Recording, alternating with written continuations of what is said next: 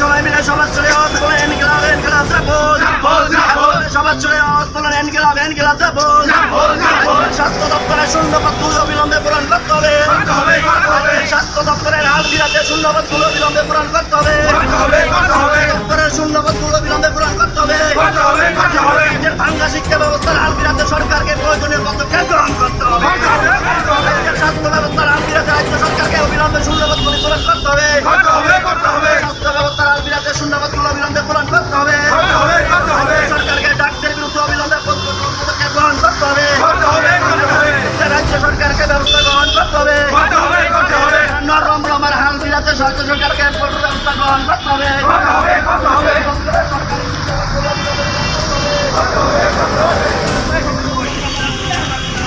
আমাদের কর্মসূচি হচ্ছে শিক্ষা ও কাজের দাবিতে এবং নেশার বিরুদ্ধে কঠোর ব্যবস্থা গ্রহণ করার জন্য সরকারকে আবেদন জানাতে আমাদের আজকের এই কর্মসূচি।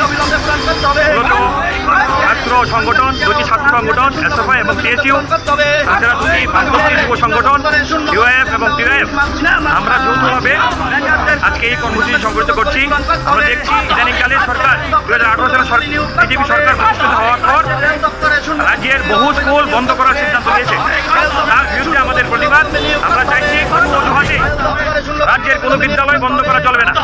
তাছাড়া 18 সালের পর থেকে ত্রিপুরা একটা নেশার করিডোরে রূপান্তরিত হয়েছে। বিশেষ করে ড্রাগসের বিরুদ্ধে সরকার একদম উদাসীন, কোনো কঠোর ভূমিকা তারা নিচ্ছে না।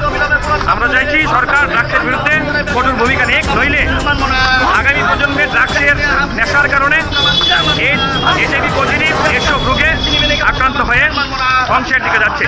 সরকার কঠোর পদক্ষেপ গ্রহণ করবেন, আমরা এই আশা রাখছি এবং আজকে এই কর্মসূচি থেকে এটাই আমাদের আহ্বান সরকারের প্রতি। নেশামুক্ত ত্রিপুরা নামে যারা সরকার গঠন করেছে, সেই নেশামুক্তির উদ্দেশ্যেও নেশার করিডোরে পরিণত হয়েছে ত্রিপুরা রাজ্য।